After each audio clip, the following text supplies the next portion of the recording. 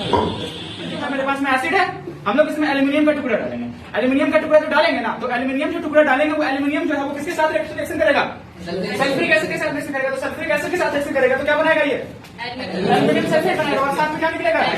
Hydrogen gas निकलेगा। वही hydrogen gas यहाँ से पाइप से होते होते होते होते सोपी वाटर में जाएगा और सोपी वाटर में जाएगा तो यहाँ पर क्या फॉर्म करेगा? बबल फॉर्म करेगा। बबल फॉर्म करेगा और अगर हम लोग यहाँ से क्या करेंगे? माचिस से जलाएंगे ना, तो ये जो जलेगा पॉप साउंड आएगा। कैसा साउंड आएगा? Pop sound. तो अगर पॉप साउंड आया तो पता चल जाएगा क्या? Hydrogen gas. क्या निकला है? Hydrogen gas. ठीक है ना? चलो तो फिर किया जाए।